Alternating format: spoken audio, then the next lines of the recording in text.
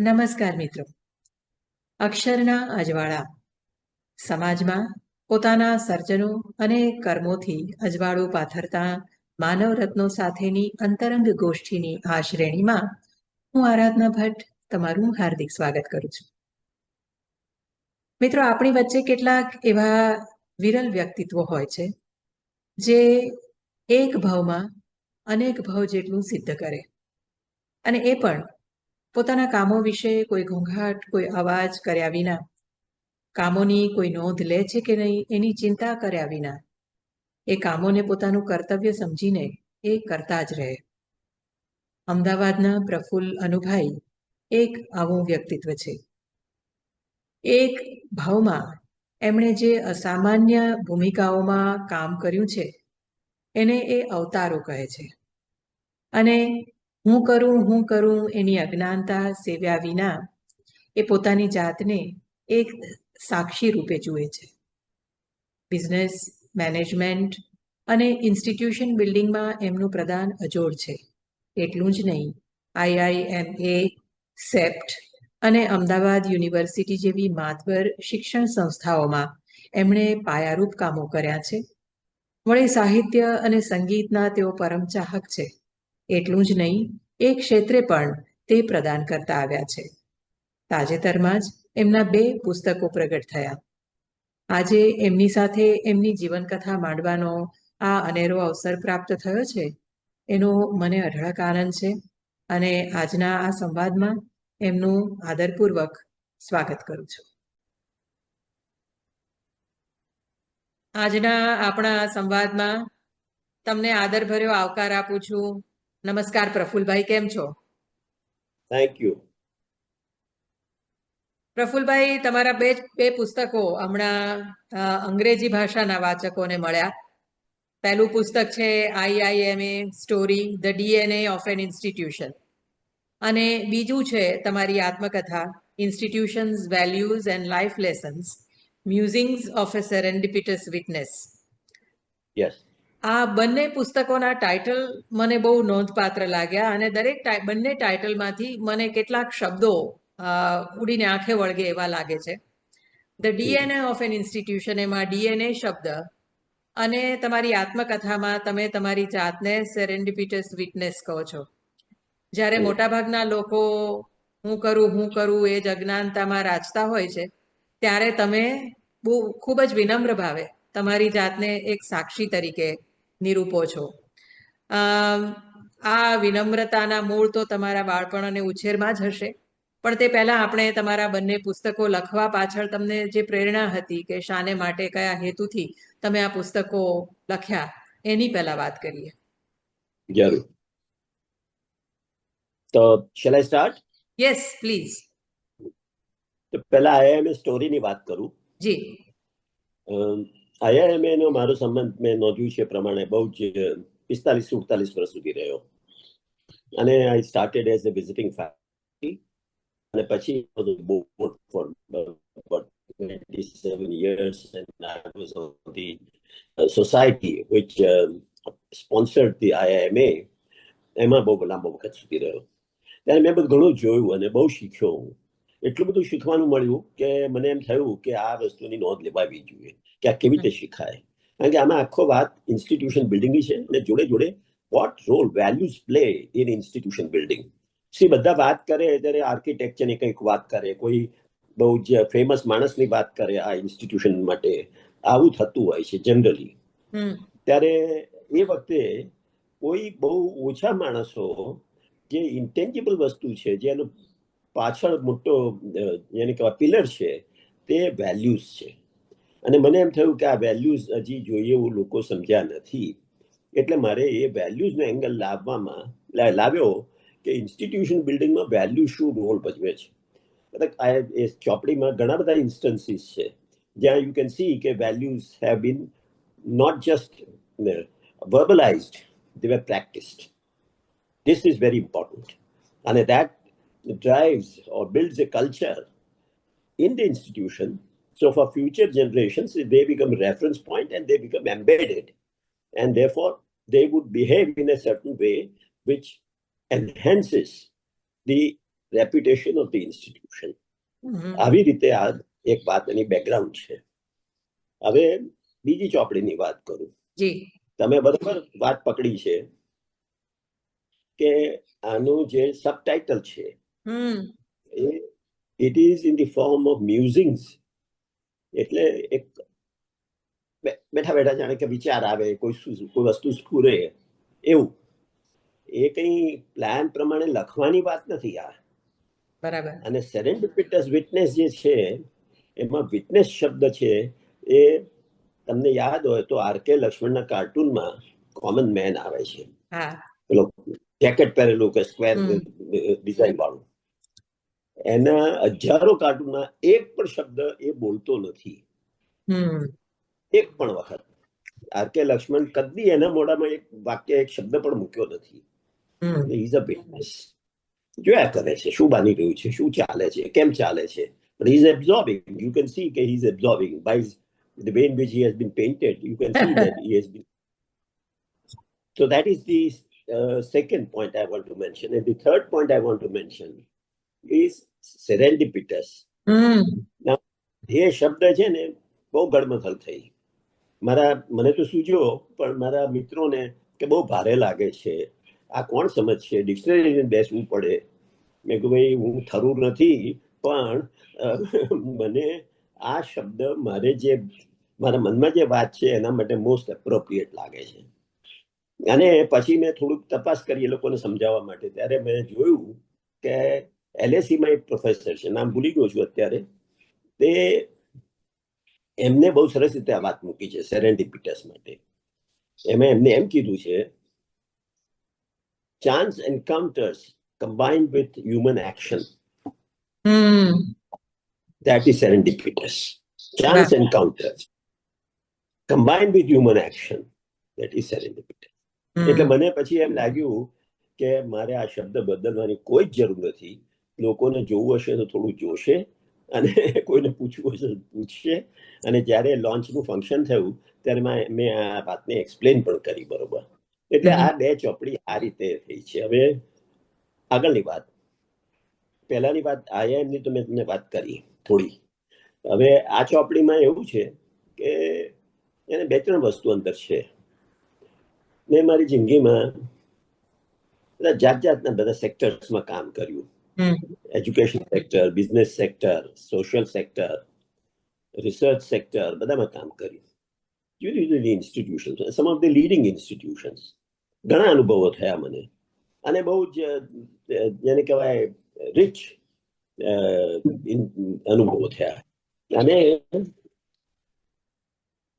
એ અનુભવો એકબીજાને પૂરક હતા. એક અનુભવમાંથી જે શીખ્યા બીજામાં કામમાં આવ્યું.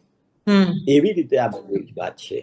એટલે મને થયું કે આ સાંકળી લેવાની જરૂર છે કે ભાઈ આ લાઈફની અંદર કમ્પાર્ટમેન્ટલાઇઝ ના હોય, પણ એક કંઈક અહીંયાથી શીખ્યા હોય તો અહીંયા કામમાં આવે, ને અહીંયાથી શીખ્યા હોય તો અહીંયા કામમાં આવે.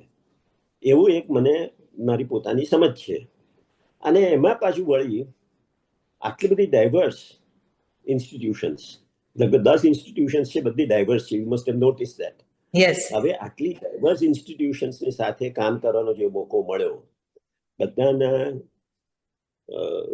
ધ્યેય જુદા હોય, કોન્સ્ટિટ્યુશન જુદા હોય, પ્રોસેસીસ જુદા હોય, લીડરશિપ જુદી હોય, અને એની ઇન્ટરપ્લે કેવી રીતે થાય છે એ જોવાનો મોકો મળ્યો મને. અને એ બહુ જ ઇમ્પોર્ટન્ટ હતું.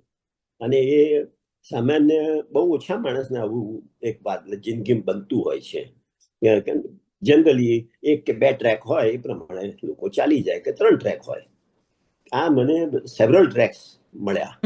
અને મેં કીધું મને it was not planned, it happened. એટલે સેરેન્ડિપિટસ શબ્દ ત્યાં આગળ મોસ્ટ એપ્રોપ્રિએટ છે. એટલે આ બીજી ચોપડી લખવાનું કારણ હતું. અને અપાર્ટ ફ્રોમ ધેટ આ બધું ઇન્સ્ટિટ્યુશનનું જોયું, એમાં રોલ ઓફ વેલ્યુઝનું જોયું. પછી એની અંદરથી લાઈફ લેસન્સ પણ મળ્યા છે મને એમ જિંદગીનો આનંદ કહેવાય, સમજ કહેવાય, એ બધું અંદરથી પણ નીકળ્યું અંદરથી. એ કદાચ એવું એમ કહી શકું કે પહેલાના વર્ષોમાં હું એક્ટિવિટીમાં બહુ જ ગૂંથાયેલો હતો. અને પછી એ એક્ટિવિટી શા માટે કરી, કેમ કરી, શું થયું એનાથી, એમાં કઈ રીતે વધારે સારી રીતે થઈ શકે, એ બધો વિચાર કર્યા કર્યો. તો એમાંથી મને આ લાઈફ લેસન્સ મળ્યા કે જિંદગી કેવી રીતે જીવાય, અને how do you sort of feel કે yes, there is something that I have learned from life. એટલે એ પ્રમાણે મેં લાઈફ લેસન્સ અંદરથી ડ્રો કર્યા. અને છેલ્લે મારે એટલું કહેવું જોઈએ કે મેં બધું લખ્યું તો ખરું, અને આ ઉપરાંત ઘણું લખેલું છે, પણ પબ્લિશ નથી. જેને કહેવાય ઇન્સ્ટિટ્યુશનમાં છે બધું, IIM-માં ઘણું બધું આર્ટિકલ્સ ને બધું છે, AU-માં છે, બધે છે, એવા સપ્તકમાં છે, બધે છે. એ લખ્યું છે તો ઘણું, પણ કોઈ બધું પબ્લિશ નથી થયેલું. હવે આ જે બધું લખાણનું કામ કર્યું એની અંદરથી મને એક એમ લાગ્યું કે છેવટે બધી વસ્તુનો એક નિચોડ હોય છે, અને એસેન્સ છે ને. એટલે આ છેલ્લા કેટલા વખતથી હું મારું લખવાનું ટૂંકું થઈ ગયું. અચ્છા.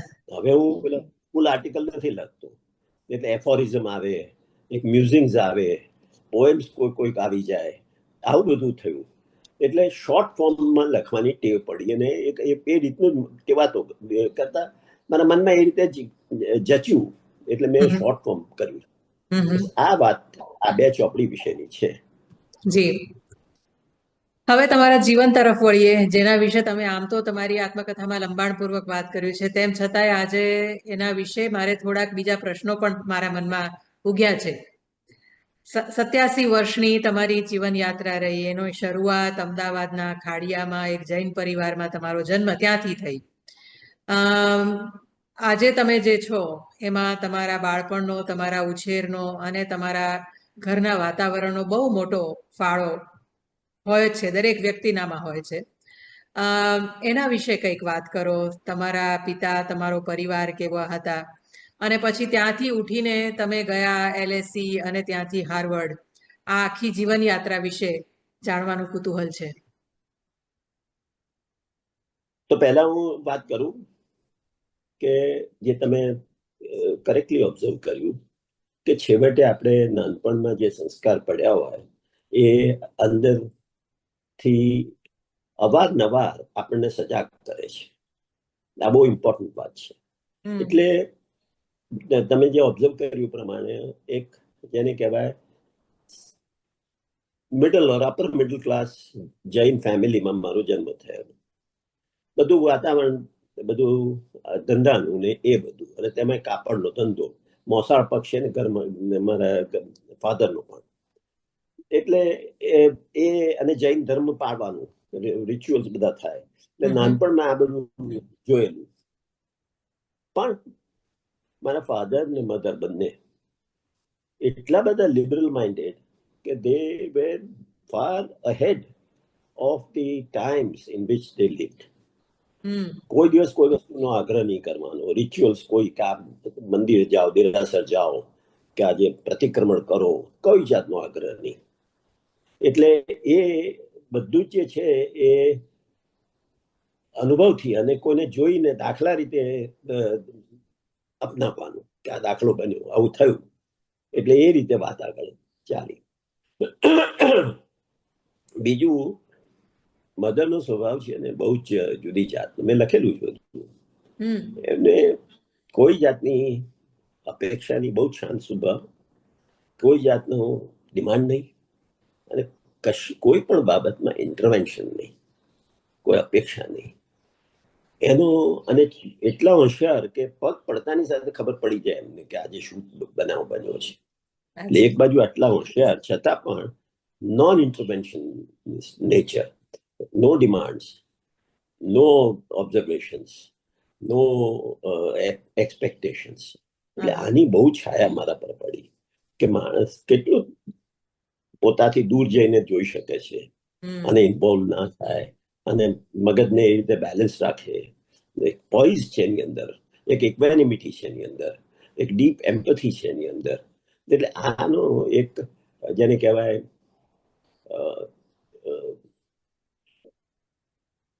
નિષ્કામ કર્મ પ્રગટને કહીશું.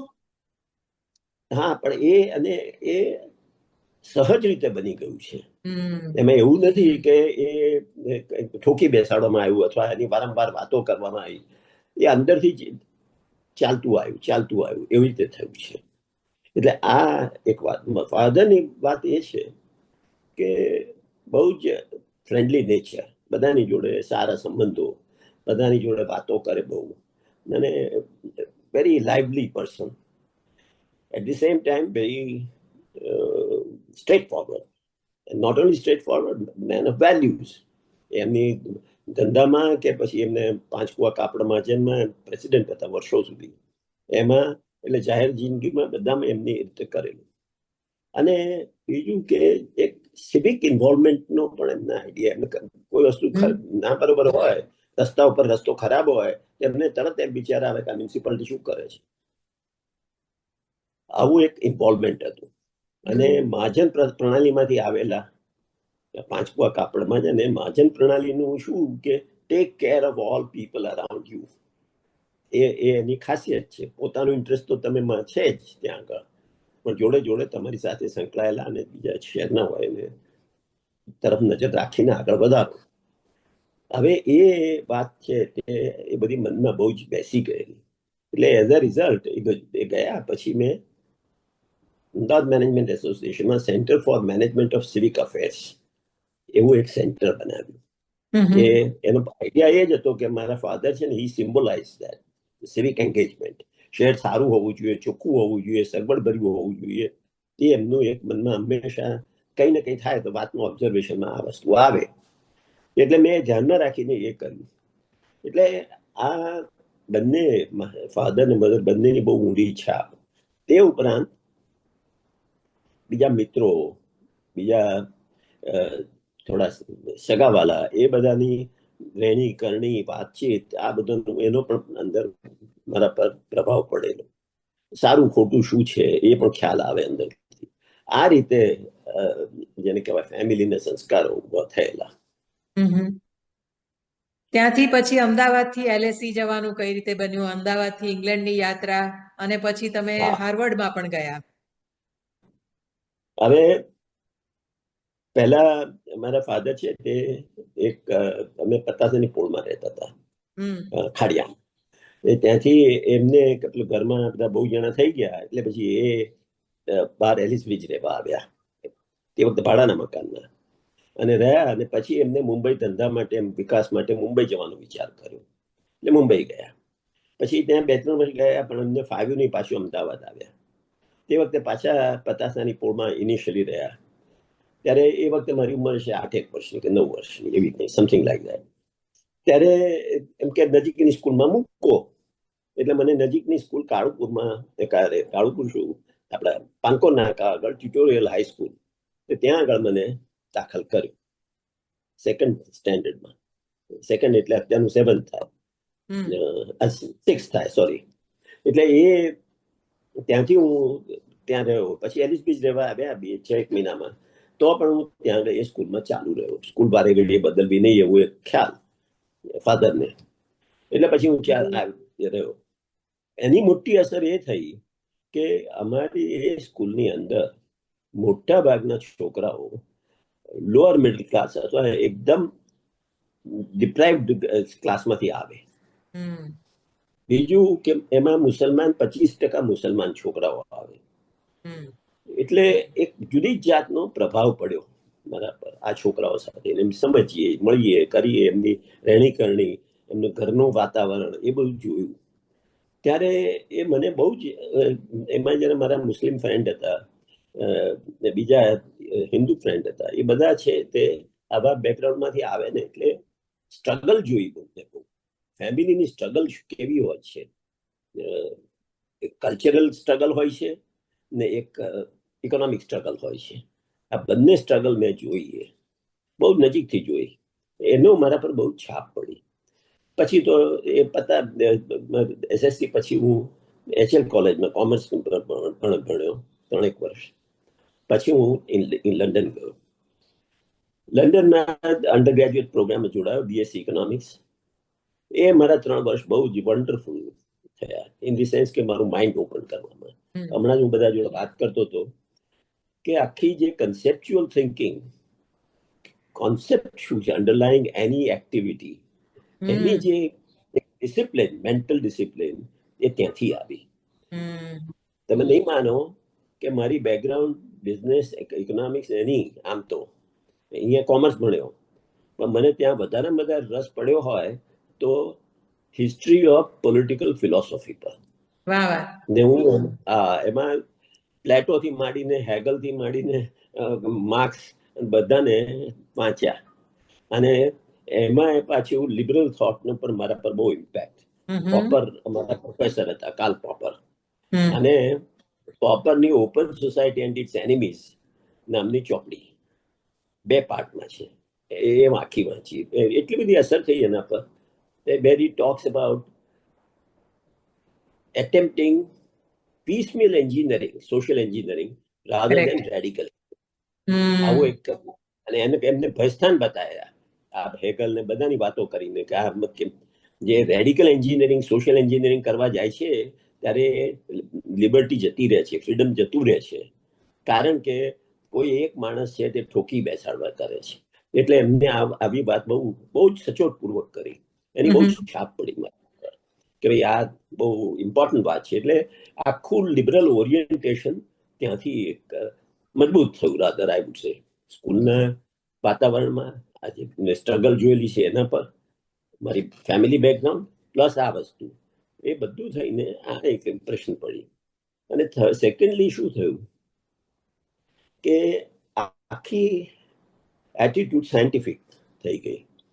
ઇન અધર વર્ડ્સ, હું હમણાં જ કોઈને કહેતો હતો કે આપણે ત્યાં ઘણી વખત કે ભાઈ શાસ્ત્રમાં આમ લખ્યું છે, એટલે હું એમ કહું કે ભાઈ સાયન્સ છે ડિનોટ્સ કોમા, શાસ્ત્ર ડિનોટ ફૂલ સ્ટોપ. સાયન્સ એમ કહે છે કે you can always question whatever it says. પોપરની લોજિક ઓફ સાયન્ટિફિક ડિસ્કવરીમાં એ વાત આવી કરે છે કે તમે કોઈ પણ ટેનેટ લો અને તમે you must be able to question and it may change. ન્યૂટનની થિયરી હતી ગ્રેવિટીની, એ આઇન્સ્ટાઈને ચેલેન્જ કરી, એટલે એના પર નવો વિચાર કર્યો અને જુદી રિલેટિવિટીની થિયરી લઈ આવી. એટલે કોઈ વસ્તુ આવી સાયન્ટિફિક એનાલિસિસમાં nothing is final, A comma છે, એ પછી ક્વેશ્ચન થાય, નવી વાત આવે, આવું બનતું હોય છે. એક આ બહુ મારા પર બહુ મોટી અસર કરી આ વાતની. એટલે આ, અને બીજું હું ઘણી વાર કહું છું મારા ફ્રેન્ડ્સને કે there are no miracles in life, we are the miracles. આવી રીતે હું વાતને, આ મારો અભિગમ છે એ સમજાવું લોકોને કે ભાઈ હું આવી રીતે સાયન્ટિફિક અપ્રોચમાં માનું છું. હું ચોક્કસ એટલું માનું છું કે શાસ્ત્ર અને બીજા લોકોએ પણ વિચાર્યું હોય, it provides us a good insight as to where to start. It provides good hypothesis.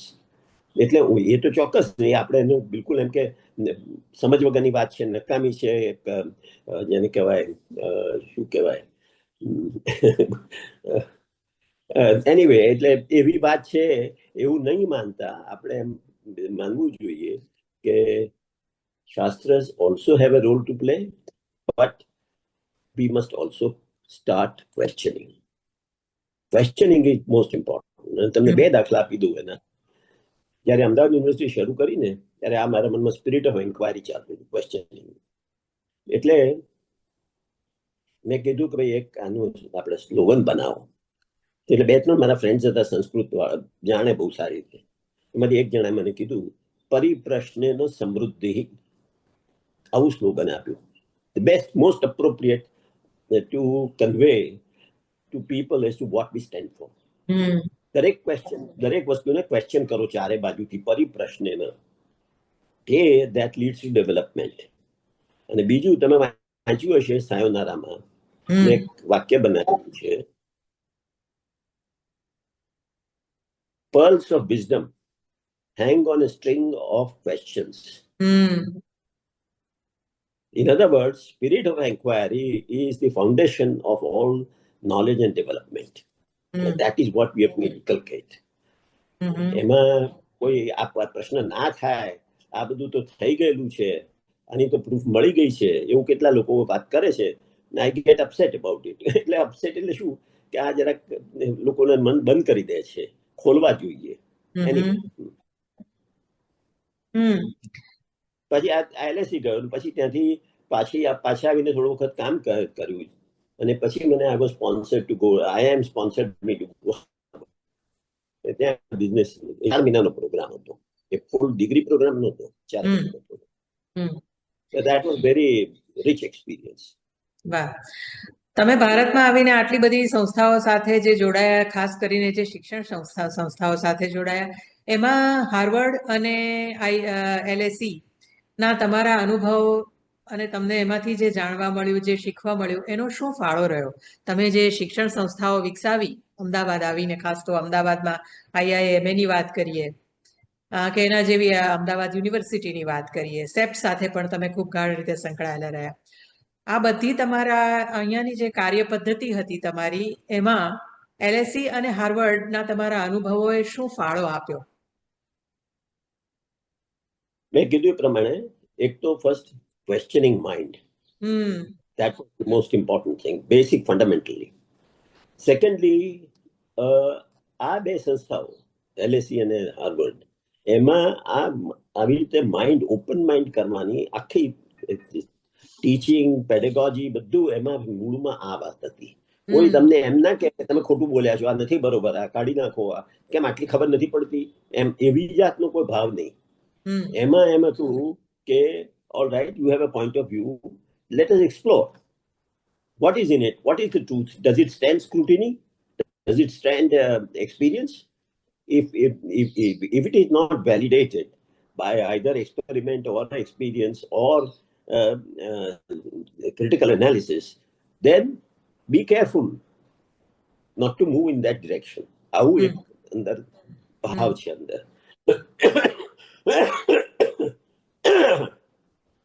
એટલે આ વાત બહુ મુખ્ય હતી.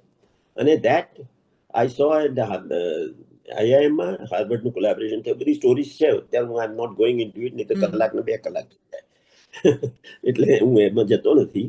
પણ એ બધી સ્ટોરીઝ, હાર્વર્ડ કેવી રીતે અમદાવાદ આવ્યું મુંબઈના બદલે, અને એમાં કોને શું ભાગ ભજવ્યો, એ બધાની પાછળ વેલ્યુઝ પડેલી છે બધી. અને એવી જ રીતે હાર્વર્ડનો pedagogy, case method, and how did it happen, what did it contribute to the development of students, આ વાત હતી. અને LSE નું મેં કીધું પ્રમાણે conceptual thinking, go to the root, આ વાત હતી. આ બંને વસ્તુ અમદાવાદ યુનિવર્સિટી અને IIM માં પહેલા થઈ, અને મેં નોટ ને આર્ટિકલ્સ લખેલા છે એના ઉપર આવી રીતે. અને બીજું કે થયું અમદાવાદ યુનિવર્સિટીમાં. ત્યારે અમદાવાદ એ વખતે જો કે of course I had gone through several other experiences before starting Ahmedabad university. એટલે એ બધાનો ભાવ હતો અંદર. હવે 2 દાખલા આપી દઉં એટલે તમને ખ્યાલ આવી જશે. ફોર એક્ઝામ્પલ, હું NID ના બોર્ડ પર હતો, અને અમારે વિકાસ સાતવલે ડાયરેક્ટર તરીકે સ્ટેપ ડાઉન થવાના હતા. એટલે અમારે સર્ચ કમિટી બનાવી હતી એક. હું હતો, શ્રેણિકભાઈ હતા, અશોક ચેટર્જી હતા, અને શારદા પ્રસાદ એ ચેરમેન હતા. અમે 4 જણાની કમિટી હતી. અમે બધા બહુ જણાને જોયા, નોંધ કરી, પછી રેકમેન્ડેશન કરી કે ભાઈ આ 2 નામ છે, એમાંથી એક પેનલ કહેવાય, કોઈ અમારો એમાં પેનલ ના કહેવાય, પણ અમારું એટલે પહેલું નામ અમે મૂક્યું રંજન, MP રંજન, બીજું નામ મૂક્યું ડાર્લી કોશી. વાત ગઈ બોર્ડમાં. બાય દેટ ટાઈમ બોર્ડના ચેરમેન ચેન્જ થયા હતા, હસમુખભાઈ આવ્યા હતા. હવે એમને આ વાત આવી ત્યારે કીધું ભાઈ રંજનનું નામ કેવી રીતે આવે? હવે સાંભળજો, બહુ ઇન્ટરેસ્ટિંગ વાત છે. મેં કીધું કેમ? કે છે એ તો ગ્રેજ્યુએટે નથી. એ શું ફેકલ્ટી મેમ્બર છે આપણા. એટલે મેં એમને 3 કારણ આપ્યા કે કેમ આ રેલેવન્ટ નથી. મેં કીધું કે એક તો જાણે કે એ આપણે ત્યાં સ્ટુડન્ટ હતા, એમને ફાઇનલમાં જ્યુરીની સાથે મતભેદ થયો એટલે હી વોકડ આઉટ. એ એમને ત્યાં એમને ફેમિલી બિઝનેસમાં જોડાયા ચેન્નઈમાં.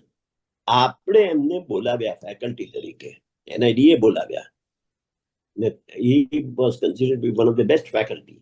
આપણે એમને નોર્થ ઇસ્ટમાં ઇન્સ્ટિટ્યુશન શરૂ કરવા માટે મોકલ્યા. આપણે એમને જયપુરની ઇન્સ્ટિટ્યુશનને ડેવલપ કરવા માટે મોકલ્યા. ત્યારે આ એકેડેમિક ક્વોલિફિકેશન નથી. આમાં તમારે ડિગ્રી જોઈએ, number 1. 2, Dashrath Patel, who was the original faculty member, the first faculty member, was not even a matriculate. અચ્છા And he was recognized as one of the best designers in the country at that time. એટલે મેં આ વાત કરી. અને ત્રીજી વાત મેં કરી, મેં કીધું કે what is NID, how is it different from other institutions. એનઆઈડીની પેડેગોજીમાં લર્નિંગ બાય ડુઈંગ છે. હમ એટલે મેં કીધું લર્નિંગ બાય ડુઈંગ હોય તો આ એકેડેમિક ક્વોલિફિકેશન પીએચડી ને MBA, MA ને BA ને આ બધું શું છે? How relevant it is to our pedagogy. એના કરતા એનો રેકોર્ડ જુઓ, એ માણસનો આવડત જુઓ, સમજો. આવું મેં આર્ગ્યુ કર્યું કે ના પણ આવું તો ના થાય, એવું કીધું મને. સારું, મેં મીટિંગ પત્યા પછી રાજીનામું આપી દીધું. મેં રાજીનામાનો કાગળ છે, એક ચોપડીમાં છે કાગળ. કારણ કે મેં કીધું, લખ્યું છે એમાં, મેં કીધું કે it is going at the root of what NID is all about, and therefore I cannot now carry on with this. આવું મેં કીધું. એટલે કે point I M making is કે આ બહુ ઇમ્પોર્ટન્ટ વાત છે. સેકન્ડ, આવો દાખલો, ટાઈમ હોય તો મને કહેજો પાછો, હું તો ચાલ્યો. ના કઈ વાંધો નહીં, સમય છે. એટલે હું ગયો, અમદાવાદ યુનિવર્સિટી શરૂ કરી ત્યારે એન્જિનિયરિંગ કોલેજ શરૂ કરેલી. And I was looking for new ways of teaching engineering. Right. New pedagogy, new curriculum design, એ બધું. પછી એક વખત એવું બન્યું કે, અને જે સેરેન્ડિપિટસ હું કહું છું ને, ત્યાં આવા બધા કારણોસર કહું છું. એક એવું બન્યું કે આઈઆઈટી ગાંધીનગરની એડવાઇઝરી કમિટીની મીટિંગ હતી. હું હતો એમાં મેમ્બર. અને એક પ્રોફેસર રિક મિલર, જે ઓલિન કોલેજ ઓફ એન્જિનિયરિંગના ડાયરેક્ટર, એ પણ એડવાઇઝરી કમિટીમાં હતા. Incidentally Olin college is rank number 3 in undergraduate engineering programme in USA. બરાબર. અને કેટલા બધા લોકો, કેટલી બધી ઇન્સ્ટિટ્યુશન એમની પાસે જઈને પાર્ટનરશિપના માટે પ્રયત્ન કરતા હતા. પછી રિક મિલરે એક પ્રેઝન્ટેશન કર્યું અને આઈ વોઝ સો ઇમ્પ્રેસ્ડ. મેં કીધું, Rick, you must come to Ahmedabad university. મને કે ધીસ ટાઈમ મારી પાસે, I don't have time, next time I will certainly come. હવે સાંભળજો તમે. એને એન્જિનિયરિંગ એજ્યુકેશન માટે કરિક્યુલમ ડિઝાઇનમાં 3 પ્રિન્સિપલ્સ મૂક્યા. અચ્છા. ફિઝિબિલિટી, અને ફિઝિબિલિટી કેવી રીતે માટે છોકરાઓને કઈ રીતે તૈયાર થાય, તો STEM subject, science, technology, engineering, mathematics. Viability, એ તમે સોલ્યુશન લઈ આવે, આપણે વાયબલ કેવી રીતે કહેવાય, તો એને કીધું કે એમાં એકાઉન્ટિંગ, ઇકોનોમિક્સ, ફાઇનાન્સ આ જોઈએ. અને પછી ડિઝાયરેબિલિટી, કે આ તમે જે કરિક્યુલમ કરો છો એની રેલેવન્સ, એ whether that is proper, not proper. એટલે એમાં ફોર એક્ઝામ્પલ જેન્ડર ડિસ્ક્રિમિનેશન આવે, પછી એમાં રેશિયલ ડિસ્ક્રિમિનેશન આવે, એમાં ઇન્ટર જનરેશન ચેન્જીસ આવે, આ બધું આવે એની અંદર. ત્યારે યુ મસ્ટ બી સેન્સિટિવ કે કયા what factors are at play. એટલે માટે આ પણ હોવું જોઈએ. તમે student must be aware about this. એટલા માટે હાસ સબ્જેક્ટ આવ્યા, HASS, humanities and social sciences. આ એની કરિક્યુલમ ડિઝાઇનનો પ્રિન્સિપલ લેવો. મેં કીધું એ પ્રમાણે ઇટ વોઝ સો એનલાઇટનિંગ કે કેવી રીતે માણસ વિચાર કરે છે કે ભાઈ એન્જિનિયરિંગ સ્ટુડન્ટ્સને શું કરવાનું લાઈફમાં જઈને, ત્યારે એને કેવી રીતે તૈયાર કરી શકાય, એના માટે શું કરવું જોઈએ. અને પછી second thing, project based learning, એ એમની પેડાગોજી. એમાં ડિઝાઇન થિંકિંગ આવે અને એની અંદર એક જેને કહેવાય પ્રેક્ટિકલ એક્સપિરિયન્સ આવે. બન્યું તો એવું કે હું ગયો ને ત્યાં, પછી હું ગયો તો ત્યાં ઓલિનમાં, ત્યાં આગળ મને એક બેન મળ્યા, પેલા ભાઈ જે મને ગાઈડ હતા, તે મને કે આ બેન છે તે એન્થ્રોપોલોજીસ્ટ. એન્થ્રોપોલોજીસ્ટ એન્જિનિયરિંગ કોલેજમાં એન્થ્રોપોલોજીસ્ટ શું કરે? મને કહે છે કે તો અહીંયા કોર્સ ચલાવે છે. મેં કીધું છે નો, એજિંગ એડલ્ટ્સ કોર્સનું નામ. હા. અને પછી મેં કીધું આ તો બહુ ઇન્ટરેસ્ટિંગ વાત છે. એટલે એમની ક્લાસમાં ગયો. એમને શું કરેલું કે તેની આજુબાજુની કોમ્યુનિટીમાંથી 40 મોટી ઉંમરના 70+ વાળા માણસો સિલેક્ટ કર્યા, પીપલ, અને એવા 40 છોકરાઓ બંનેને પેર કરી દીધા, અને 3 મહિનાની અંદર આમને સમજો કે એમની શું તકલીફ છે અને એનું તમારી પાસે શું સોલ્યુશન છે ડેવલપ કરો. કોઈને પગ ચાલવાની તકલીફ હોય તો વ્હીલચેર બનાવે, કે વ્હીલચેર કેવી હોવી જોઈએ, કોઈને આંખની તકલીફ હોય તો ગ્લાસીસ કેવી રીતે બનાવવાના, ને પકડી કેવી રીતે રખાય, વાંચી કેવી રીતે શકે, આવું બધું દરેક. મેં કીધું આ તો ફેન્ટેસ્ટિક વાત છે. છોકરાઓ અહીંયા આવીને આ રીતે શીખે, જુએ, પછી કામ કરે અને પછી પ્રોડક્ટ બનાવે. એટલે પ્રોજેક્ટ બેઝ લર્નિંગની આ જે આખી વાત છે એ મને બહુ મનમાં સેટ થઈ ગઈ. એટલે આવું બધું લર્નિંગ થયા કરે, અને એ પેલી બેકગ્રાઉન્ડ એ હતી કે ક્વેશ્ચન કરો, પૂછો, વોટ વર્ક્સ બેસ્ટ, એવી એક આપણી અભિગમ, એના લીધે આ બધું કરેલું. તમારી ખ્યાતિ એક ઇન્સ્ટિટ્યુશન બિલ્ડર, મેનેજમેન્ટ ના એક ગુરુ કહો તો ગુરુ તરીકે થઈ છે. અને મને લાગે છે કે ઇન્સ્ટિટ્યુશન કોઈ પણ શરૂ કરવું હોય અને મેનેજમેન્ટમાં સફળ થવું હોય તો પુણે જોઈએ, એની સાથે થોડી એટલે કે ડિપ્લોમસીના ગુણો જોઈએ, વ્યવસ્થા શક્તિ જોઈએ, પીપલ સ્કિલ્સ જોઈએ. આ બધા ગુણો તમે તમારામાં કઈ રીતે વિકસતા જોયા છે, અને આ ગુણો કોઈએ વિકસાવવા હોય તો કઈ રીતે વિચારવું જોઈએ, કઈ રીતે વિકસી શકે?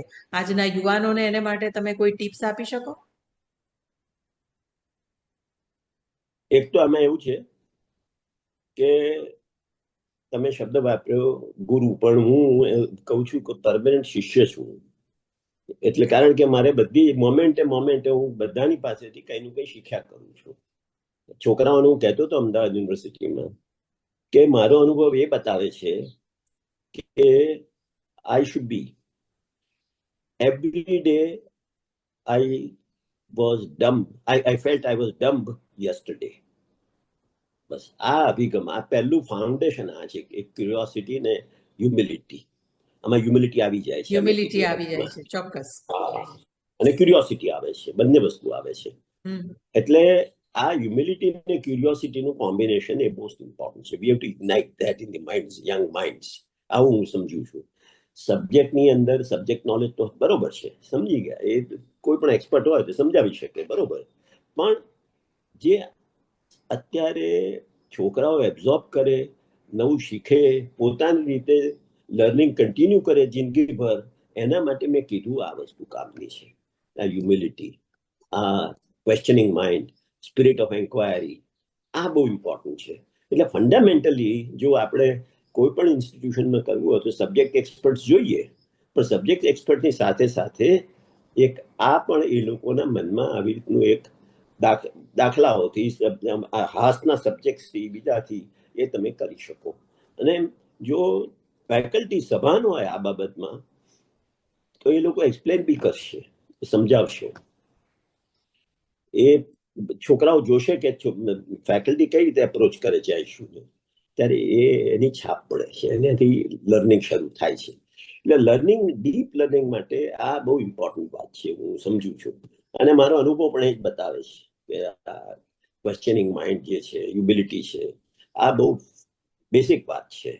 એટલે હું કોઈ મને પૂછે તો હું એમ કહું કે ભાઈ બરોબર છે, સબ્જેક્ટ એક્સપર્ટ રાખો, એ બધું કરે, પણ જોડે જોડે આ ભૂલશો નહીં. આ કરવાની વાત છે, આ બતાવવાની વાત છે, ડેમોન્સ્ટ્રેટ કરવાની વાત છે.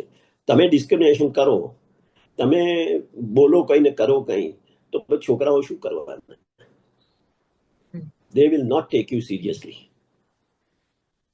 આ એક બેઝિક વાત છે, આપણે બધા જાણીએ છીએ. ત્યારે એ પ્રેક્ટિસ કરવું એને, જે તમે જોયું હશે રવિ મથાઈએ, KL રાવ જે ઇરિગેશન મિનિસ્ટર હતા, એમની પાસે મોટી ગ્રાન્ટ લેવાની હતી, છતાંય કીધું કે ભાઈ એડમિશન તો મેરિટ પર મળશે. પ્રેસિડેન્ટ કીધું ગ્રાન્ટ્સ અને એડમિશન લેવાનું તો કીધું મેરિટ. હવે આ હિંમત, આ જેને કહેવાય એક વેલ્યુઝનું એક જતન કરવાનું, એ જે વાત છે એ બહુ ઇમ્પોર્ટન્ટ છે. એટલે તમે, હું તો ઘણી વાર જોઉં છું કે you can produce experts by leading students into a certain discipline in the depth of it, but you must also produce temper it with good human beings and lifelong journey of learning.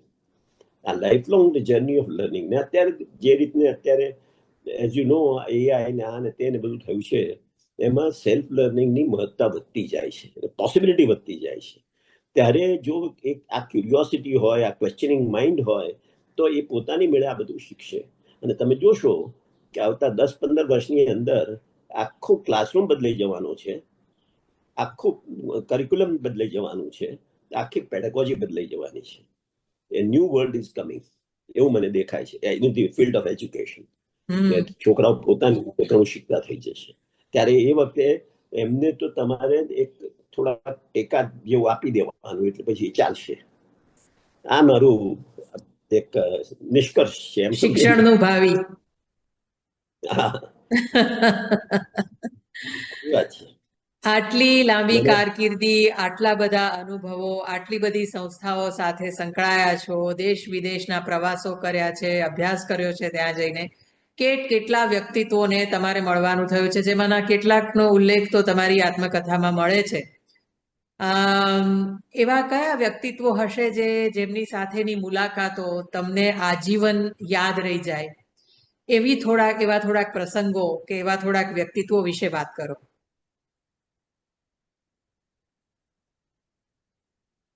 જો રવિ મથાઈની મારા પર ઘણી મોટી impression છે. મેં જે રીતના મારા એમને ડાયલોગ થયા, મેં જોયા એમને જે રીતે, વિક્રમભાઈનું પણ એવું છે કે વિક્રમભાઈને જોયા જે રીતે, કસ્તુરભાઈને પણ મેં જોયા. એટલે આ બધા જે અંદર મેં ઉલ્લેખ કરેલો છે એ બધાને જે રીતે કામ કરતા જોયા, જે રીતે વેલ્યુઝનું એક ડેપ્થ એમનામાં હતી, એ બહુ ઇમ્પોર્ટન્ટ વાત હતી. અને એ મૂળમાં છે આ બધી ઇન્સ્ટિટ્યુશન્સના. અને કોઈ પણ નવી ઇન્સ્ટિટ્યુશન શરૂ કરો તો એના મૂળમાં આ વાત છે. એક આ વાત અમારે ખાસ નોંધવી છે અત્યારે. બીજું મને છે ને, મારે નિરંજન ભગત જોડે પણ બહુ જ સાહિત્યની વાત ઉપર હું આવું જ છું. કવિ આપણા. હા. તો પછી વાત તો પછી કરીશું આપણે. પણ એટલે ઇન શોર્ટ કે આ બધી સંસ્થાઓમાં આ વસ્તુ અગત્યની કઈ વસ્તુ છે એની અંદર આ એક જેને કહેવાય ઇનવિઝિબલ છે. લોકો હજી સબ્જેક્ટની વાત કરશે કે તમે એન્જિનિયરિંગમાં કમ્પ્યુટર એન્જિનિયરિંગ કરો છો કે તમે મિકેનિકલ કરો છો, એ બધી વાત આવે. એમાં કયા વિષયો હોય, એ બી આટલા વિષયો હોય. પેલા કોઈક જગ્યાએથી કોઈકનું મોડલ હોય એ ઉપાડી લીધું આપણે. પણ જે એનું હાર્દ પકડવાની જે વાત છે, એનું સમજવાનું કે આપણા છોકરાઓ ક્યાં છે, કઈ બેકગ્રાઉન્ડથી આવે છે, એમને કઈ રીતે તૈયાર કરવા છે, આપણા પ્રોબ્લેમ શું છે, એ બધી જે વાત કરવાની ને, રેલેવન્સ, એની કોન્ટેક્સ્ચ્યુઅલ રેલેવન્સ એ કરવાની. એ બહુ તમને યાદ ખબર હશે, કદાચ મેં લખ્યું છે કે મેં જયારે યુનિવર્સિટી ચાલુ કરીને, અમદાવાદ યુનિવર્સિટી, એટલે મને આ લોકો એક મેન્ડેટ આપેલું, ત્યારે મેં એની ટેગલાઇન બનાવેલી છે, global education at local cost, context and ethos. અમે ટેગલાઇન બનાવી હતી. એટલે આખો એપ્રોચ શું છે કે શીખવાનું બધું બહુ જગ્યાએથી છે, ઘણું શીખવા મળે. આપણે એ બધું શીખવાની જરૂર છે. ગ્લોબલ એજ્યુકેશન એક લેવલ આવવું જોઈએ, સ્ટેન્ડર્ડ હોવું જોઈએ. પણ એ કરવા એની એક આપણે સમજ એ રાખવાની છે કે કોસ્ટ એ આપણી લોકલ કોસ્ટમાં આવવું જોઈએ. 5 લાખ રૂપિયાનો ફી ભરશો હોય અંડર ગ્રેજ્યુએટ પ્રોગ્રામ, એ ના ચાલે. એટલે તમારે મારે બહુ ડિસ્કશન થતું હતું IIM મને બધે. પણ anyway I am not going into that. પછી કોન્ટેક્સ્ટ કે આપણો પ્રોબ્લેમ શું છે, એમનો પ્રોબ્લેમ શું છે, એ ત્યાંથી હોલસેલ ઉપાડીને લાઈને મૂકી દીધું. આપણો એની જોડે જોડવાની વાત આવે, વાત બને જ નહીં. અને ઇથોસ એક આપણું કલ્ચર છે, આપણું કઈ રીતે માણસના સંબંધો, માણસની જીવનમાં કઈ રીતે જીવવાનું છે, એની એક સમજ, આવડત, એ જે વાત છે એ જુદી છે ને એ આપણે અપનાવવી જોઈએ. એટલે મેં લખ્યું હતું આ ટેગલાઇનમાં. એટલે ઇટ કેપ્ચર્સ એવરીથિંગ. મારો મૂળ પ્રશ્ન વ્યક્તિત્વો વિશે હતો. તમે એવા કયા લોકોને મળ્યા છો જે તમને હંમેશા યાદ રહી જાય, કે એમના કોઈ પ્રસંગો એમની સાથેના, કે એવા કોઈક વ્યક્તિત્વો વિશે તમે દોશી સાહેબને મળ્યા છો, તમારી વાતોમાં એમના ઉલ્લેખો છે, તમે શ્રેણિકભાઈના અનેક ઉલ્લેખો કર્યા છે, અને ઉપરાંત એકેડેમિયાના લોકો હોય, મેનેજમેન્ટના લોકો હોય, રાજકારણના લોકો હોય, કારણ કે તમે આટલી બધી ઇન્સ્ટિટ્યુશન બિલ્ડિંગનું કામ કર્યું છે, એટલે રાજકારણીઓ સાથે પણ તમારે કામ પાડવાનું થયું છે, ઇકોનોમિસ્ટ સાથે પણ કામ પાડવાનું થયું છે, વ્યાપારીઓ સાથે પણ કામ પાડવાનું. આટલા બધા લોકોમાંથી તમને કોણ એવું છે કે કોણ એવા થોડાક વ્યક્તિઓ છે જે હંમેશા યાદ રહી જાય કે એમની સાથેના કોઈ પ્રસંગો અમને કહેશો? હવે મેં તમને ચાર નામ તો આપ્યા પહેલા. હમ. રવિ મથાઈ, હા. વિક્રમભાઈ, કસ્તુરભાઈ, ક્ષણિકભાઈ, આ ચાર નામ તો મેં આપ્યા. એ ઉપરાંત મારે જે મળવાનું થયું એવા માણસોમાં રાજકારણની વાત કરીએ તો મને બહુ જ ઊંડી ઇમ્પ્રેશન મારા પર પડ્યું હતું બાબુભાઈ જશભાઈ પટેલની, ચીફ મિનિસ્ટર હોવા છે. એનો પ્રસંગ મેં લખેલો છે અંદર. અત્યારે ટાઈમ બહુ જશે, હું અત્યારે વાત કરવા બેસીશ તો. એટલે એ એક છે. તમે મ્યુઝિકને એમાંથી લો, ફિલ્ડમાંથી, તો મને જે સમજો કે હરિપ્રસાદ ચોરસિયા કે જસરાજજી, પંડિત જસરાજ, એવા બધા જે માણસો છે એમની પણ બહુ એક હું સમજ્યો છું, શીખ્યો છું, મેં ઓબ્ઝર્વ કર્યું છે. એમનો પણ મારે એક ભાવ ઝીલેલો છે. પછી તમે વાત આપણે કરીએ તો બીજા લિટરેચરના માણસોમાં નિરંજનભાઈનું બહુ મારા પર છાપ, એ પણ બહુ ઇમ્પોર્ટન્ટ છે. એટલે આ રીતે, અને બીજું કયું ફિલ્ડ રહ્યું, આ બધા ડાયવર્સ ફિલ્ડ્સમાં આવી તો બધા માણસો મળ્યા. રિસર્ચ ને એજ્યુકેશન આવી ગયું, વિક્રમભાઈ રિસર્ચ એડમિનિસ્ટ્રેશનના માણસ, સાયન્સનું આવી ગયું, પછી કયું મ્યુઝિકનું આવી ગયું.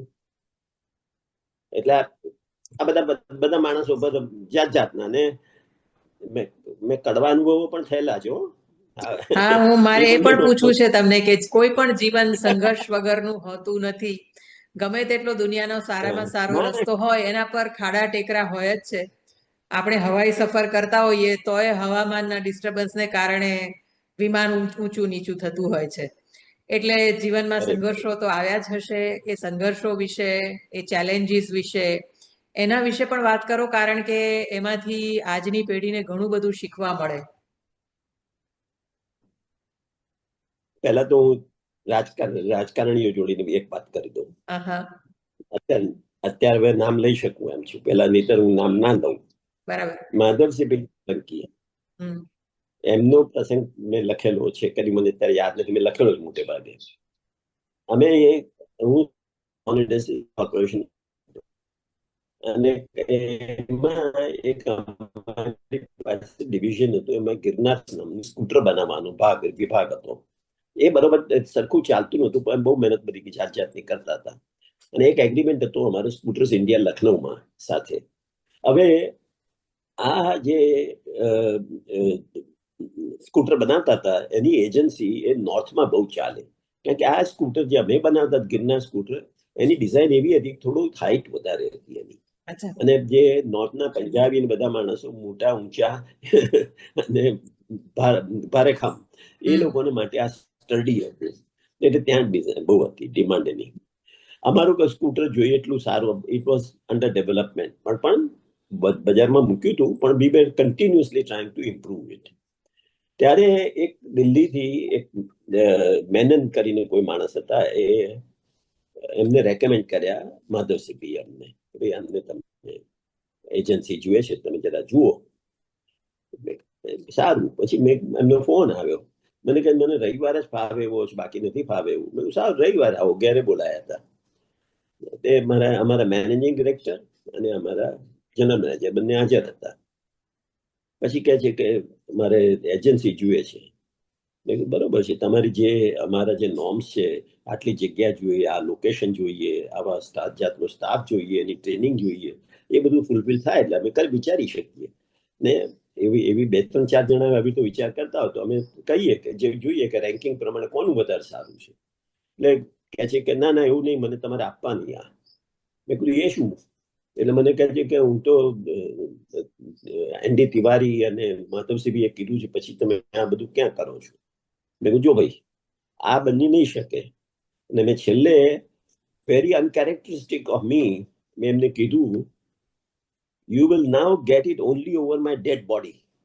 ઓહો. આવું કહી દીધું. એટલે હું સમજી ગયો કે આ વાત પહોંચવાની માધવસિંહભાઈને પહોંચી. માધવસિંહભાઈનો ત્યારથી મારી સાથેનો વ્યવહાર બદલાયો, મેં નોટિસ કર્યું. હવે હા, પણ મારે તો જે કરવાનું હતું મારે કરવાનું હતું, અને એમને રૂચે ન રૂચે તો ઠીક છે. એટલે મેં પછી હું સમજી ગયો, એટલે થોડો વખત થયો, બીજા એક બે દાખલા બન્યા. એટલે મેં એમને કીધું કે માધવસિંહભાઈ, મને તમે આમાંથી મુક્ત કરો, મારે જરા કામ બીજું બધું વધ્યું છે, એટલે આ કામ મને ટાઈમ નથી પહોંચતો. એમ કરીને હું નીકળી ગયો એમાંથી. કોન્ટ્રાસ્ટમાં ભાઈલાલભાઈ કોન્ટ્રાક્ટર ઇન્ડસ્ટ્રીઝ મિનિસ્ટર હતા. હું ચેરમેન થયો અને આ એક મહિનાની અંદર એમને એક ફોન આવ્યો કે ફલાણા ભાઈ જે આવ્યા છે ને, તમારી આ જગ્યા ખાલી છે, એના માટે એમને એપ્લાય કર્યું છે. મેં કીધું કે આ બબલ આવી, હવે પોલિટિકલ પ્રેશર શરૂ થશે એવું મારા મનમાં થયું. મેં કીધું સારું, જોઈશું હવે કેવી રીતે થાય છે. પછી અઠવાડિયા 15 દિવસ પછી હું ગાંધીનગર કોઈ મિટિંગમાં ગયો હતો. ભાઈલાલભાઈ મિટિંગ પત્યા પછી મને પાછ ઉપર બોલાયો. મને કે તમે આવો ને આપણે વાત કરી. મને કે જુઓ પેલા ભાઈનું, એટલે હું પાછો મનમાં હેરાન થયો કે આ હવે પ્રેશર કરશે.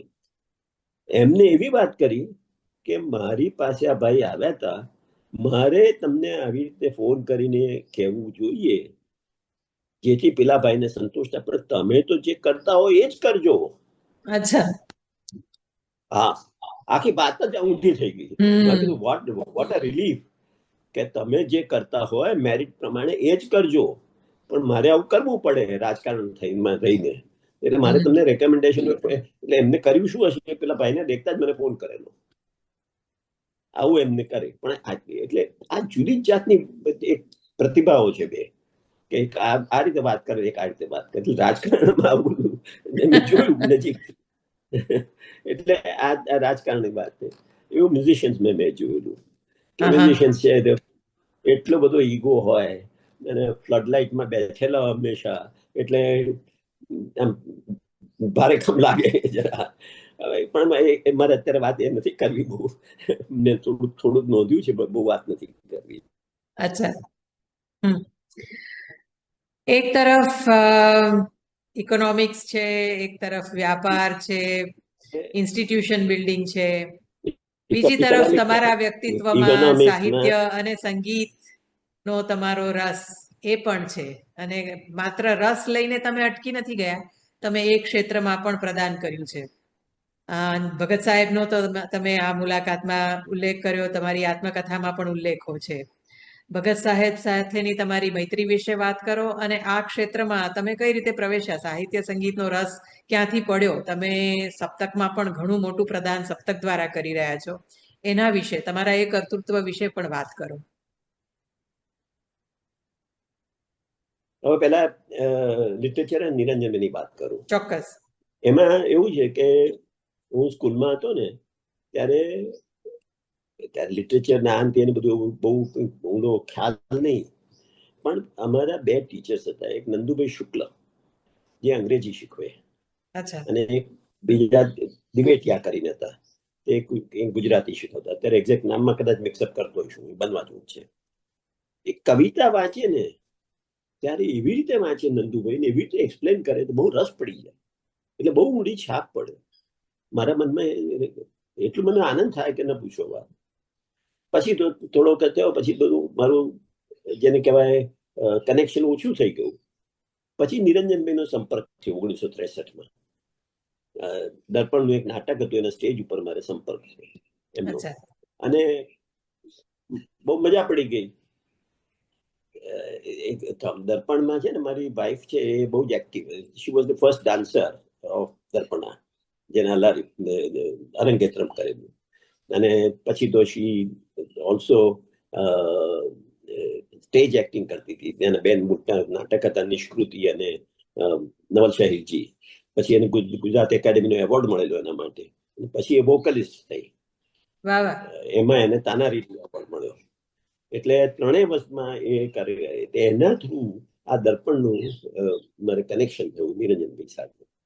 પછી મજા પડી એટલે એમની જોડે બધું વાતો, એમને ઘેર જતો વાતો કરતો બધું સાંભળવું. મને બધી કવિતાની વાત કરે, બોડલેરની, રિલ્કેની, ઇલિયટની બધી વાતો કરે, બહુ મજા આવે. એટલે પછી સમજો ને 63 થી તે ગુજરી ગયા ત્યાં સુધી 2018 સુધી મારે એમની જોડે સંબંધ રહ્યો. અને મેં એમની લાઈફ જોઈ છે અને એમને જે 2-3 મોટા ટર્નિંગ પોઈન્ટ એમની લાઈફના હતા એ બી મેં જોયા છે. એમના ભાઈ અજીતભાઈ ઇકોનોમિસ્ટ હતા, એ ગુજરી ગયા, બહુ નાની ઉંમરે ગુજરી ગયા, વેરી પ્રોમિસિંગ. એમને એ વખતે કેવું દર્દ એમને થયું છે એ પણ મેં જોયું છે. એ બિલકુલ સામે મારી આંખ આગળ બન્યું છે. પછી અમે કે એમના માટે એમ કે ટ્રસ્ટ શરૂ કરવું અને એમાં ઇકોનોમિક્સના લેક્ચર કરવા અને એના માટે બધાને બોલાવ્યા અને ગોલ્ડબ્રેથથી શરૂઆત કરેલી. એટલે એ બધા મોટા મોટા ઇકોનોમિસ્ટ બધા આવેલા ત્યાં. એટલે આ બધું એ બનેલું. અને એ ઉપરાંત મુખ્ય વાત એ છે કે નિરંજનભાઈ સાથે જે દરરોજના પ્રસંગો બને આ તે એની અંદરથી કઈ ઝીણી વાત નીકળી આવે છે એની અમે ઘણી વાર ચર્ચા કરતા ને એક એંગલ આપ્યા કરે, નવો એંગલ બતાવે, તો આમ છે જુઓ તમે આ રીતે. આવું એક મારા મનમાં, હું ડિટેલ્સ અત્યારે એકદમ બધી કહી શકું એમ નથી, પણ આવું એક સંબંધ થયો. એટલે મેં પછી નિરંજનભાઈને જોયા હતા ને, મેં તમને વાંચી હશે સાયોનારા, મેં કવિતા લખી છે એમના ઉપર. એમનું આખું વ્યક્તિત્વ બતાવેલું છે કે કઈ જાતના વ્યક્તિ હતા. એટલે એ ટાઈમ હશે તો પછી વાંચીશું, પણ બાકી એ મેં નોંધ કરેલી છે. એટલે જેને કહેવાય લિટરેચરમાં હું આ રીતે આવ્યો. મ્યુઝિકમાં મેં કીધું પ્રમાણે જો તમારે એક વાત કરવાની રહી કે મારા ફાધર મને નાનપણથી મ્યુઝિક માટે ટીચર રાખીને શીખવવાનું કરતા હતા. તો હું એ વખતે દિલરુબા વગાડતો હતો. હા, તે મણિભાઈ કરીને એક શિક્ષક હતા, એ આવે ને હું શીખ્યો, સારું શીખ્યો, વગાડતો હતો. બહુ મને અનુભવ બહુ થયા એના સરસ, જેને કહેવાય એક બહુ જુદી જાતના બોર્ડરિંગ સ્પિરિચ્યુઅલ અનુભવો થયા એના લીધે. પણ એ જુદી વાત છે. હવે એ પછી સિતાર શીખ્યો ગુલામ અહેમદ પાસે. પછી એવી રીતે કે હા એ શીખ્યો. પછી તો આ કામકાજમાં પડી ગયો એટલે બધું છૂટી ગયું. એ પણ સાંભળવાનું બહુ જ મને ગમે, સાંભળવું એટલે મને આનંદ થાય. હજી આજે પણ દરરોજ અડધો કલાક તો સાંભળું જ મ્યુઝિક. અને આ બધા મારી પાસે સરસ મોટું કલેક્શન હતું જે મેં સપ્તકમાં આપી દીધું આર્કાઇવ્સમાં, કે ભાઈ હું ઘેર બેસીને હું એકલો સાંભળું એના કરતા બધા સાંભળી શકે એવું કંઈક મારે વ્યવસ્થા કરવી જોઈએ. એટલે મેં એકચ્યુઅલ સપ્તક આર્કાઇવ શરૂ કરેલું છે અને બહુ સરસ થયેલું છે. અને તમે સપ્તકનું ચેપ્ટર વાંચશો તો એમાં બધું ડિસ્ક્રાઇબ કર્યું છે. અને it's an ongoing project, wonderful project. અને it will, I have some ideas which will make it one of the unique institutions, Saptak Archive. It is on the way, it has done a lot and it will do more. એવું આમાં હું જોઈ રહ્યો છું આગળ. હવે ભગવાન જેટલો ટાઈમ આપે એટલામાં જેટલું થાય એટલું કરીશું. પણ it's a very wonderful initiative that we have taken. Anyway, એટલે આ મારો મ્યુઝિકનો રસ એનું મૂળ મેં તમને સમજાવ્યું ક્યાંથી આવ્યું પછી કેવી રીતે બધું. એટલે એ મ્યુઝિકનું, લિટરેચરનું તો વાત થઈ. અને જે આ એને કહેવાય ફિલોસોફી, લોજિક, હિસ્ટ્રી, એ બધું આવ્યું ત્યાં LSE ના એક્સપોઝરથી. એટલે જે જગ્યાએ જઈએ ત્યાં નજર આ રીતે જ ચાલે, તપાસ આ રીતે થાય કે બેઝિક શું વસ્તુ છે, એ આખી વાત આવ્યા કરે. આ આખી જેને કહેવાય મારા ઘડતરમાં શું કઈ વસ્તુ આવી ને કેવી રીતે આવી એની મેં વાત કરી. પ્રફુલભાઈ, આટલા બધા કામો કર્યા, આટલું બધું કર્યું છે, કંઈક કરવાનું રહી ગયું છે એવો ક્યારે કોઈ અફસોસ રહ્યો છે ખરો જીવનમાં? ના, અફસોસ તો નહીં, પણ હજી મને એમ થાય કે મેં કીધું આ સપ્તક આર્કાઇવ મારે અમુક બીજા લેવલો લઈ જવાના છે, એ કર્યા કરું છું. એ મને થયા કરે કે આ કરું, આટલું કર્યા પછી હજી આજે પણ. અને બાકી તો અત્યારે હવે જેને કહેવાય કોઈ ઇન્સ્ટિટ્યુશનમાંથી બધામાંથી મેં 85 થયા ને એટલે મેં જગ્યા ખાલી કરી નાખી. મેં કીધું ના, મેં લખ્યું છે રવિ મથાઈ છે ને, જયારે સ્ટેપ ડાઉન થયા ને ત્યારે એને 3 વાત કરી હતી બહુ સાંભળવા જેવું છે. હમ તમે વાંચ્યું જ હશે, પણ છતાં હું કહું છું ને બીજા લોકો સાંભળી શકે. હમ 6 વર્ષ પછી એમને તો રાજીનામું આપવાની વાત કરી, તો તે બોર્ડ કે છે ના, તમારે શું જરૂર, આટલું સરસ તમે કામ કર્યું છે, આટલું સરસ ચાલે છે, શું કરવા રાજીનામું આપો છો? એમને 3 રાજીનામાનો કાગળ મોકલ્યો અને 3 વસ્તુ એમને ફેલિસિટેશન ફંક્શનમાં બોલ્યા કે છે કે ઇન્ડિયાની અંદર કોઈ માણસ આવી પોઝિશન પર આવ્યો છે ત્યારે he uses this as a stepping stone for his career. એટલે I would not want to do it. I would like to step down within the institute. બરાબર. જુઓ, ડાયરેક્ટરમાંથી ફેકલ્ટી મેમ્બર થઈ ગયા પાછા. સેકન્ડ, હું એક એમ કે એ પોતે એવું માનતા હતા કે આ ડાયરેક્ટર છે એ ઓથોરિટી પોઝિશન નથી, એ હાયરાર્કિકલ પોઝિશન નથી, ફર્સ્ટ એમંગ ઇક્વલ્સ. એમનો આખો એમની ફેકલ્ટી સાથેનો વ્યવહાર આ રીતે રહ્યો છે. આ ધી સેકન્ડ પોઈન્ટ. અને થર્ડ પોઈન્ટ કે હા, I would revert back to teaching because I feel that there should, sorry, મારી ભૂલ થઈ. હા, every institution should have a change now and then, maybe 5 years to 10 years or 3 years to 7 years, so that fresh ideas and fresh vision can come up. આપણે એની જ વાત કરતા હતા કે ભાઈ આ કેવી રીતે થાય, બદલાવું જોઈએ. એટલે આ જરૂર હતી. એટલે જો કે મેં તો બહુ ખેંચ્યું. 85 વર્ષે પછી મેં કીધું ભાઈ, જો કે મેં મારો એમાં એક્ઝિક્યુટિવ રોલ નહોતો છેલ્લા કેટલા વર્ષથી. સમજો ને કે 2015 પછી એક્ઝિક્યુટિવ રોલ મેં લીધો નથી, એડવાઇઝરી રોલ હતો મારો. ઇવન એડવાઇઝરી રોલ પણ મારે જગ્યા કરીને નીકળી જવું જોઈએ. મને એમ થાય કે કોઈ વખત કે મેં આટલું બધું સમજ્યો છું, વિચાર્યું છે, જોયું છે, તો કંઈક વાત કરી શકું, એટલે કર્યું. પણ હવે આફ્ટર 85 પૂછે એનો જવાબ મારા મદરની માફક, બાકી નહીં બોલવાનું. અચ્છા, આટલું બધું પ્રવૃત્ત જીવન જીવ્યા છો, ખૂબ વ્યસ્ત જીવન જીવ્યા છો, એમાં પરિવાર માટે સમય મળી રહેતો તો? પારિવારિક જીવન, પરિવારના સભ્યો કઈ રીતે તમારી સાથે તમારા સમય મેળવતા હતા?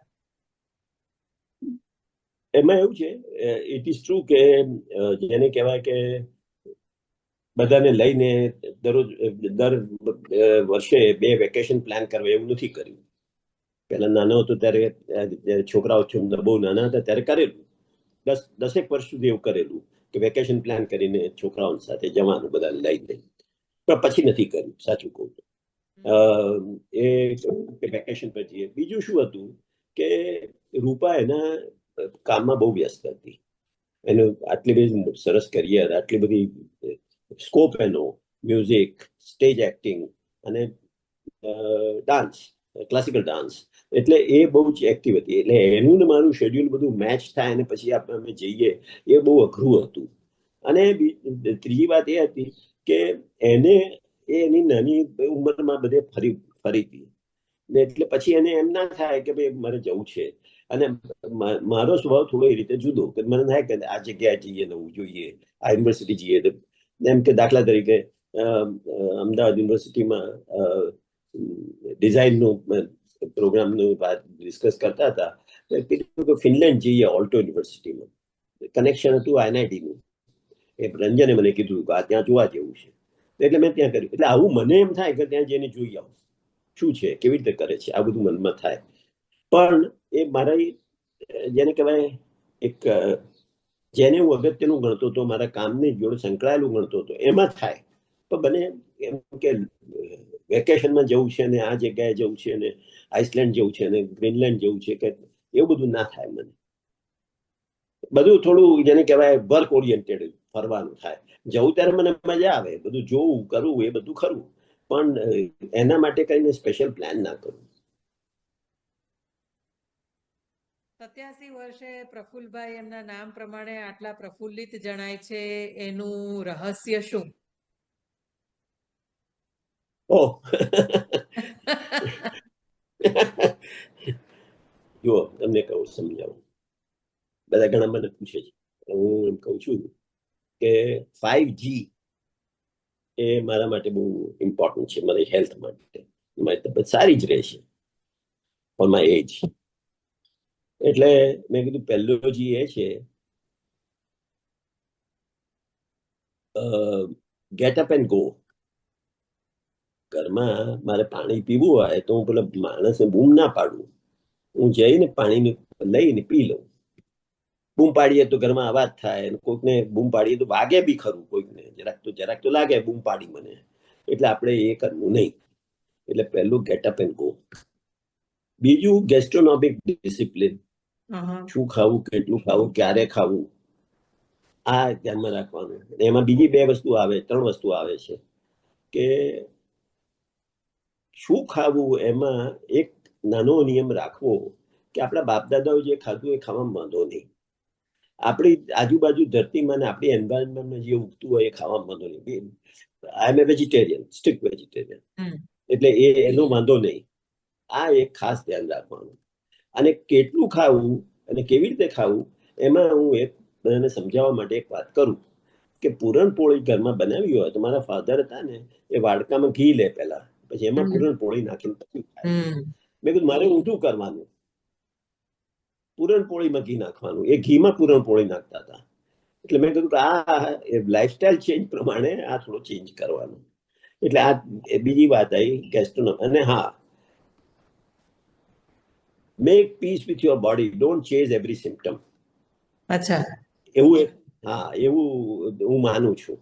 કારણ કે નહીતર શું છે કે મને આજે પગમાં જરાક અહીંયા દુખ્યું ને મને આજે જરાક માથું ભારે છે ને, એવું બધું માટે બધા માટે એમ કે કેમ આમ થયું, કે ડોક્ટરને પૂછે ને પછી ગોળીઓ લઈએ ને એવું બધું નહીં કરવાનું.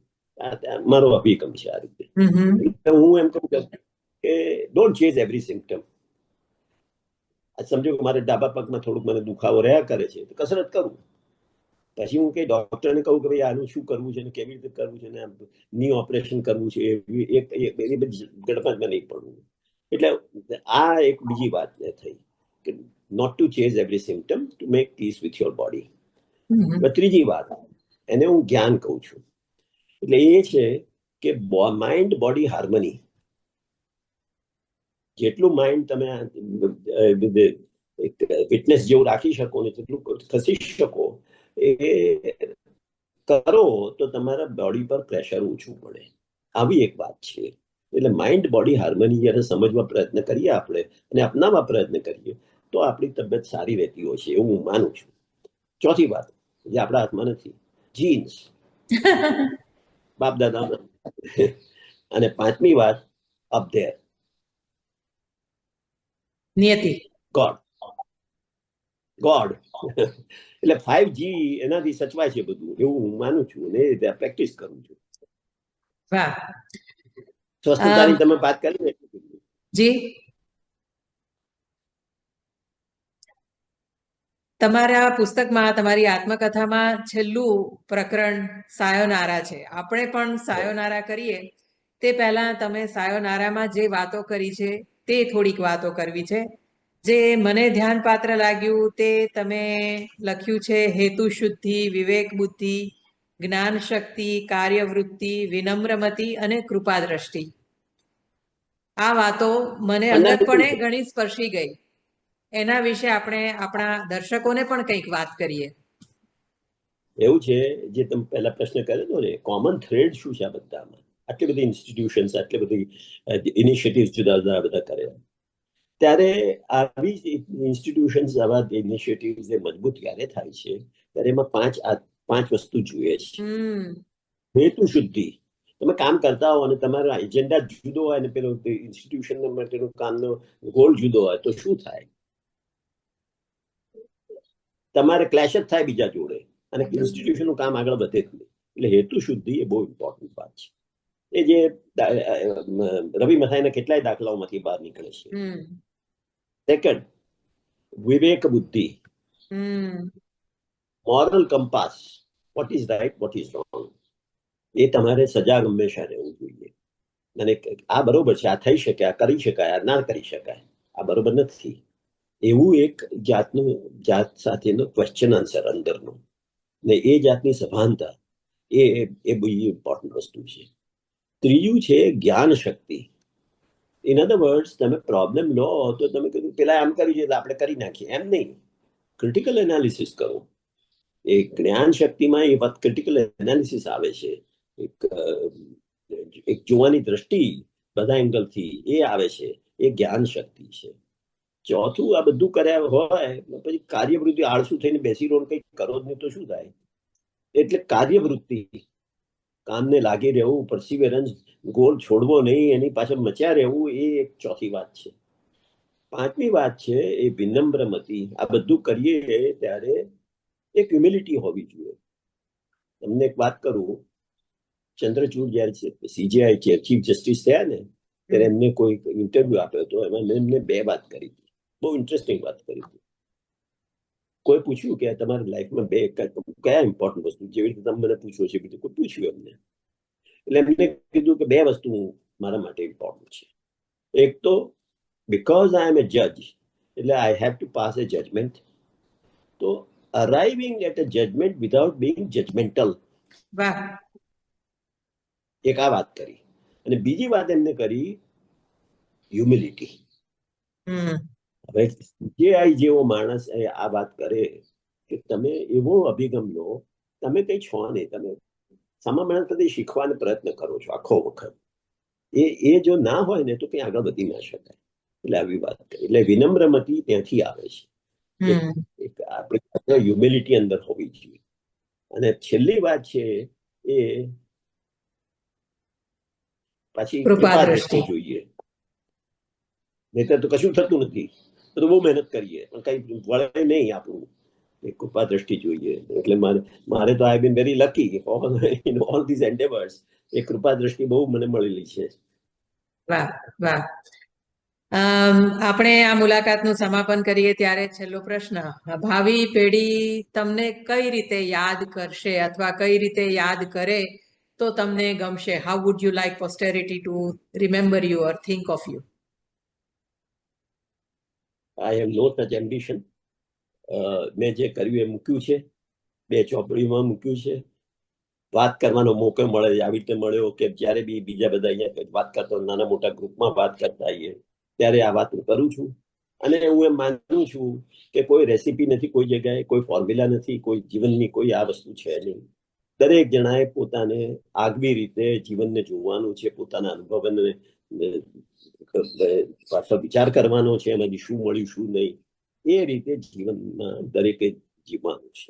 કોઈ મેં કીધું ને રેસીપી કે ફોર્મ્યુલા છે નહીં આમાં કોઈ જગ્યાએ. એટલે હું I do not like to get in to that part, પણ I would like to share my experiences, which I have done now, and also the essence of these experiences, which I have also tried to sketch.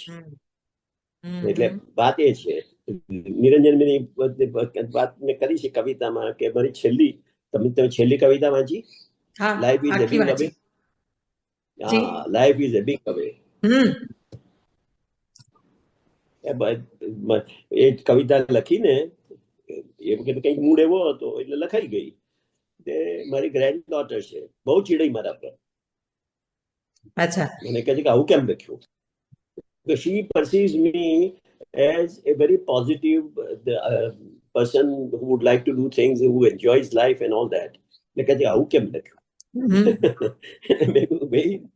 આ કઈ ઓટોબાયોગ્રાફિકલ નથી, પણ એક state of mind હતું એ વખતે, લખાઈ ગયું આ રીતે. બહુ અકળાઈ ગઈ. એનીવે, તમારા આજીવન વિદ્યાર્થી ભાવ માટે તમે અભિનંદન ને વંદનને પાત્ર છો. તમારી આજની વાતોમાંથી ઘણા લોકો ઘણી બધી પ્રેરણા મેળવશે એની મને ખાતરી છે. ભારત માટે, ગુજરાત માટે, આપણા શિક્ષણ જગત માટે તમે જે પ્રદાન કરતા આવ્યા છો તે મને ખાતરી છે કે આવતી પેઢીને ઘણે દૂર લઈ જશે. તમારું પ્રદાન એટલું બધું મહત્વનું છે, એટલે એ માટે તમને અભિનંદન આપું છું, વંદન કરું છું. અને આજે સમય કાઢીને મારી સાથે આટલો વાર્તાલાપ કર્યો તે માટે તમારો ખૂબ ખૂબ આભાર માનું છું. નમસ્કાર અને આવજો. નમસ્કાર અને આવજો કહેતા પહેલા કહી દઉં કે આપણે જે બધી વાત કરી એમાંની મોટા ભાગની વાત જે છે એ આ 2 પુસ્તકોમાંથી કેપ્ચર થાય છે. એટલે કોઈને પણ કંઈક પણ વિચાર કરવો હોય, કંઈ જોવું હોય તો આમાંથી મળી રહેશે હું માનું છું. ચોક્કસ. ચાલો આવજો. Thank you.